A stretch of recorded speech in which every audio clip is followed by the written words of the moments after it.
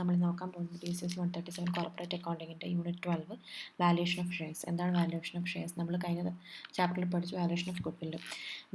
Valuation of shares എന്ന് പറഞ്ഞു കഴിഞ്ഞാൽ നമ്മുടെ കമ്പനിയുടെ ഷെയറിൻ്റെ വാല്യുവേഷൻ ഡിറ്റർമൈൻ ചെയ്തതിനെയാണ്, ആ പ്രോസസ്സിനെയാണ് വാല്യൂഷൻ ഓഫ് ഷെയർസ് എന്ന് പറയുന്നത്. If shares are listed on the stock exchange, their value is determined by market demand and supply. ഇനി നമ്മൾ സ്റ്റോക്ക് എക്സ്ചേഞ്ചിൽ നമ്മൾ ലിസ്റ്റ് ചെയ്തിരിക്കുന്ന എന്താണ് ഷെയർ ആണെങ്കിൽ കൂടെ അതിൻ്റെ വാല്യൂ കണ്ടെത്തുന്നത് എങ്ങനെയാണ്? മാർക്കറ്റ് ഡിമാൻഡ് സപ്ലൈ അനുസരിച്ചാണ്. എന്നാൽ കൂടെ സ്റ്റോക്ക് എക്സ്ചേഞ്ച് പ്രൈസ് എന്തായിരിക്കില്ല? Always reflected true value of share. ഷെയറിൻ്റെ ട്രൂ വാല്യൂ ആയിരിക്കില്ല അത് കാണിക്കുന്നത്. Making expert valuation is necessary. എക്സ്പേർട്സിൻ്റെ ഒരു എന്താണ് ഷെയർസിൻ്റെ വാല്യുവേഷൻ കാണുന്നതിന് വേണ്ടി ഒരു എക്സ്പേർട്സിനെ നിയമിക്കുക എന്നുള്ളത് അത്യാവശ്യമാണ്. അപ്പം various tax laws provide guidelines for the share valuation. Share വാല്യുവേഷന് ടാക്സ് എന്ത് ചെയ്യുന്നുണ്ട്? ടാക്സ് ലോസ് പ്രൊവൈഡ് ചെയ്യുന്നുണ്ട്. എങ്ങനെയാണ് അതിൻ്റെ ഷെയറിൻ്റെ വാല്യുവേഷൻ കണ്ടെത്തേണ്ടതെന്നുള്ള ഗൈഡ് ലൈൻസ് പ്രൊവൈഡ് ചെയ്യുന്നുണ്ട്. Ensure accuracy and compliance. Valuation is particularly important for the private companies. Private കമ്പനിക്കാണ് ഏറ്റവും കൂടുതൽ എന്താണ് ഷെയറിൻ്റെ വാല്യുവേഷൻ അത്യാവശ്യമായിട്ടുള്ളത്. കാരണം അവരുടെ ഷെയർ എന്ത് ചെയ്യുന്നില്ല, പബ്ലിക്കലി ട്രേഡ് ചെയ്യാത്തത് കൊണ്ട് തന്നെ അതിൻ്റെ വാല്യുവേഷൻ കണ്ടെത്തുക എന്നുള്ളത് അത്യാവശ്യമാണ്. ഫാക്ടേഴ്സ് എഫക്റ്റിംഗ് വാല്യുവേഷൻ ഓഫ് ഷെയർസിൻ്റെ വാല്യുവേഷൻ കണ്ടെത്തുന്നതിൽ അതിന് എഫക്റ്റ് ചെയ്യുന്ന കാര്യങ്ങൾ എന്തൊക്കെയാണെന്നാണ്. അതിലെന്തൊക്കെ വരും? Economic and political social conditions ഒക്കെ എന്താണ് നമ്മുടെ ഷെയറിൻ്റെ വാല്യൂവിനെ എഫക്റ്റ് ചെയ്യും. അപ്പം അതിൽ വരുന്ന ചില കാര്യങ്ങൾ കൂടുതലുണ്ട്. Dividend history of the company, demand and supply of shares, nature of the business, future prospects of the company, rate of return in similar business, level of competition in the industry, government regulation, control, financial ratio and company performance, political stability and risk, nationalization, security and stability within the country, accumulated reserves of the company, potential for the bonus or right issue, capital structure and financial health, number of shareholders, management efficiency and reputation, that tangible asset of the company. ഇത്രയും കാര്യങ്ങളാണ് എന്തിനെ നമ്മുടെ valuation of ഷെയർസിനെ effect ചെയ്യുന്ന ഫാക്ടേഴ്സുകൾ എന്ന് പറയുന്നത്.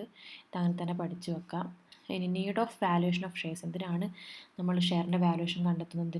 അതിൻ്റെ ആവശ്യകത എന്താണ്? Amalgamation and reconstruction. നമ്മുടെ കമ്പനി ഒരു കമ്പനിയിലേക്ക് മെർജ് ചെയ്യുന്ന സമയത്തോ അല്ലെങ്കിൽ റീകൺസ്ട്രക്ട് ചെയ്യുന്ന സമയത്തോ നമ്മൾക്ക് എന്താണ് നമ്മുടെ വാല്യൂവിൻ്റെ ഷെയർസിൻ്റെ വാല്യൂ നമുക്ക് കണ്ടെത്തേണ്ടതായിട്ടുണ്ട്. അതുപോലെ ഡിസൊല്യൂഷൻ ഓഫ് ദ ഫേം. തീർച്ചയായിട്ടും ഫേം നമ്മൾ ഡിസോൾവ് ചെയ്യുന്ന സമയത്ത് നമ്മൾക്ക് അതിൻ്റെ ഷെയർസ് പാർട്ട്നേഴ്സിന് നമ്മൾ ഡിസ്ട്രിബ്യൂട്ട് ചെയ്ത് കൊടുത്തിരിക്കുന്ന ഷെയറിൻ്റെ വാല്യൂഷൻ കണ്ടെത്തേണ്ടതായിട്ടുണ്ട്. ട്രാൻസ്ഫർ ഓഫ് ഷെയർ എന്താണ് ട്രാൻസ്ഫർ ചെയ്യുന്ന സമയത്തും ഷെയറിൻ്റെ വാല്യൂഷൻ കണ്ടെത്തേണ്ടതായിട്ടുണ്ട്. അതുപോലെ ടേക്കിംഗ് ലോൺ എടുക്കുന്ന സമയത്ത് when share are used as collateral for ലോണിന് വേണ്ടി കൊളാട്രലായിട്ട് ഈ ഷെയറാണ് യൂസ് ചെയ്യുന്നതെങ്കിൽ അതിന് തീർച്ചയായിട്ടും നമ്മൾ വാല്യൂ കണ്ടെത്തേണ്ടതായിട്ടുണ്ട് ഷെയറിൻ്റെത്.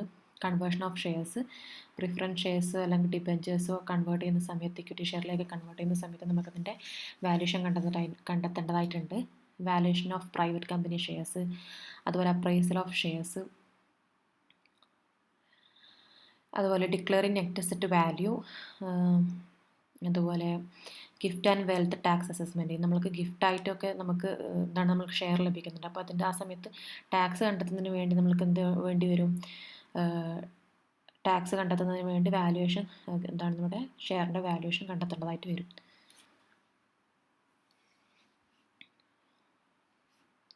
ഇനി method of valuation of shares. First one net asset അഥവാ intrinsic value or breakup value method എന്ന് പറയും. ഈ മെത്തേഡിൽ നമ്മുടെ ഷെയർ കണ്ടെത്തുന്നത് കമ്പനിയുടെ നെറ്റ് ടാഞ്ചിബിൾ അസറ്റിൻ്റെ ബേസ് ചെയ്തിട്ടാണ് ഷെയറിൻ്റെ വാല്യൂ കണ്ടെത്തുക. It consider companies financial position either as going concern or under liquidation.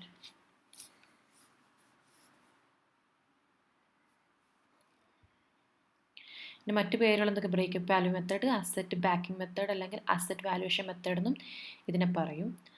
അതിൻ്റെ ഫസ്റ്റ് അതിൽ കാൽക്കുലേഷൻ ചെയ്യുന്ന ഫസ്റ്റ് മെത്തേഡിൽ നെറ്റ് അസറ്റ് ആദ്യം നമുക്ക് നെറ്റ് അസറ്റ് കണ്ടെത്തണം, അതിനുശേഷം മാത്രമേ നമുക്ക് എന്ത് ചെയ്യാൻ പറ്റുള്ളൂ, വാല്യൂ ഓഫ് ഷെയർസ് കണ്ടുപിടിക്കാൻ പറ്റുള്ളൂ. അപ്പം നെറ്റ് അസറ്റ് കണ്ടുപിടിക്കാനുള്ള ഇക്വേഷൻ എന്ന് പറയുന്നത് asset at market value. First മെത്തേഡിൽ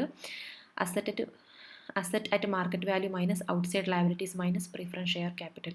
അപ്പോൾ നമുക്ക് നെറ്റ് അസറ്റ് ലഭിക്കും. സെക്കൻഡ് മെത്തേഡിലാണെങ്കിൽ net asset is equal to equity share capital plus reserves and surplus plus accumulated profit plus profit on revaluation of asset minus accumulated losses minus preliminary expenses. അപ്പോൾ ഇങ്ങനെ second മെത്തേഡിൽ നമുക്ക് net asset കണ്ടെത്താം. Net asset കണ്ടെത്തി കഴിഞ്ഞാൽ നമുക്ക് valuation of shares കണ്ടെത്താം. അപ്പോൾ net asset divide by number of equity shares. അപ്പോൾ നമുക്ക് വാല്യൂഷൻ ഓഫ് ഷെയർസ് കണ്ടെത്താൻ സാധിക്കും. ഇനി സെക്കൻഡ് ഡിവിഡൻഡ് ഹീൽഡ് മെത്തേഡ് അഥവാ since net asset method is primarily used for liquidation scenarios. Liquidation സമയത്താണ് ഈ നെറ്റ് അസറ്റ് മെത്തേഡ് യൂസ് ചെയ്യാം. അപ്പം ഷെയർ ഹോൾഡേഴ്സ് ഷെയറിൻ്റെ വാല്യൂ ഡിറ്റർമിൻ ചെയ്യുന്നതിന് വേണ്ടി റിട്ടേൺ ഓൺ ഇൻവെസ്റ്റ്മെൻറ്റ് എന്നുള്ള ടേമാണ് യൂസ് ചെയ്യാം. ഈ മെത്തേഡിൽ എന്ത് ചെയ്യും, എക്സ്പെക്റ്റഡ് റേറ്റ് ഓഫ് ഡിവിഡൻറ്റും അതുപോലെ നോർമൽ ഇൻഡസ്ട്രി റേറ്റും തമ്മിലുള്ള എന്ത് ചെയ്യും, കമ്പയർ ചെയ്യും. അപ്പോൾ അതിൻ്റെ ഫോർമുല എന്ന് പറയുന്നത് value of shares is equal to expected rate of dividend by normal rate of dividend into paid up value per share ആണ് ഇതിൻ്റെ ഫോർമുല വരുന്നത്. അപ്പോൾ ഫസ്റ്റ് നമുക്ക് എന്ത് കണ്ടുപിടിക്കണം, profit available for equity shareholder. അപ്പോൾ അതിൻ്റെ പ്രോഫിറ്റ് ഓഫ് ദ കമ്പനി അതിൽ നിന്ന് കുറക്കണം income tax, transfer of reserves, transfer to debentures, sinking fund less preference shares. അപ്പോൾ ഇത്രയും നമ്മൾ എന്ത് ചെയ്യണം, ഇതിൽ ഡിഡക്റ്റ് ചെയ്യണം. അതിനുശേഷം നമുക്ക് എക്സ്പെക്റ്റഡ് റേറ്റ് ഓഫ് ഡിവിഡൻറ്റ് കണ്ടെത്താൻ വേണ്ടി profit available for equity shareholder. ഇത് നമ്മൾ ഇത്രയും ചെയ്ത് കഴിഞ്ഞാൽ നമുക്ക് എന്ത് കിട്ടും, profit available for equity shareholder ലഭിക്കും. അത് എക്സ്പെക്റ്റഡ് റേറ്റ് ഡിവിഡൻറ്റ് കണ്ടെത്താൻ വേണ്ടി profit available for equity shareholder by paid up equity share capital into 100. ഈ ഒരു ഇക്വേഷൻ വെച്ച് കഴിഞ്ഞാൽ നമുക്ക് എക്സ്പെക്റ്റഡ് റേറ്റ് ഡിവിഡൻറ്റ് കിട്ടും. ഇനി നോർമൽ റേറ്റ് ഡിവിഡൻറ്റ് എന്ത് ചെയ്യും, നമ്മുടെ ക്വസ്റ്റ്യനിൽ തന്നെ കൊടുത്തിട്ടുണ്ടായിരിക്കും. അതിനടുത്ത് ഏർണിംഗ് കപ്പാസിറ്റി മെത്തേഡ്.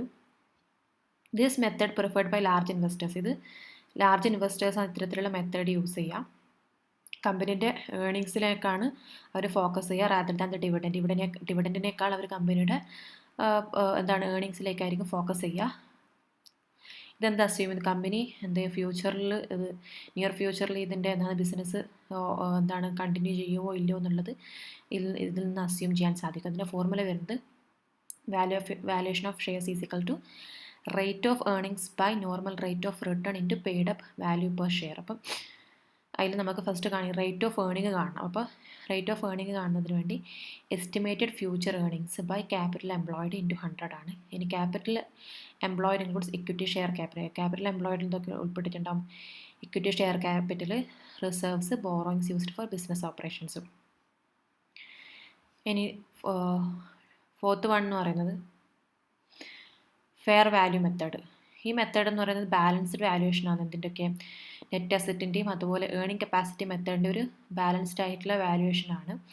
അപ്പം ഇതെങ്ങനെയാണ് കണ്ടെത്തുന്നത്, formula fair value of shares is equal to value per share by net asset method plus value per share by earning capacity method by 2.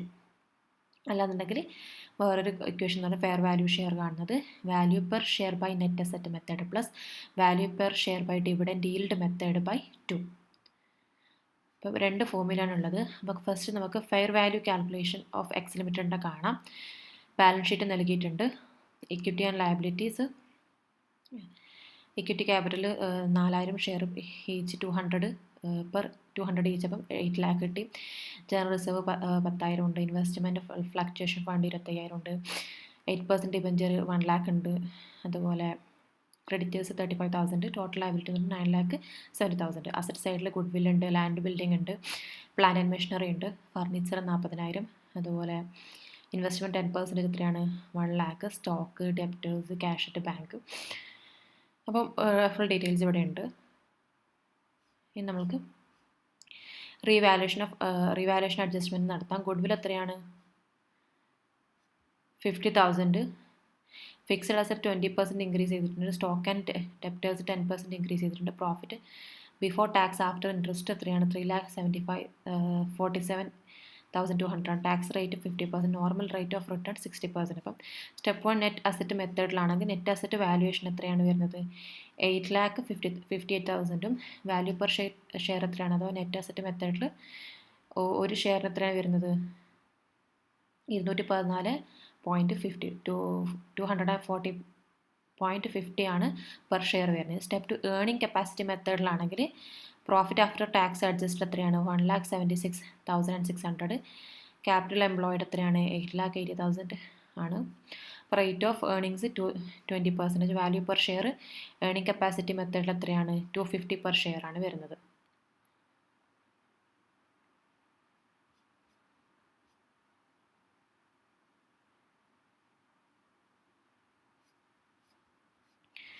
ഇനി ഫെയർ വാല്യൂ കാൽക്കുലേഷൻ വരുന്നത്, ഫെയർ വാല്യൂ പെർ ഷെയർ എത്രയാണ്? 232.25 25 ആണ്.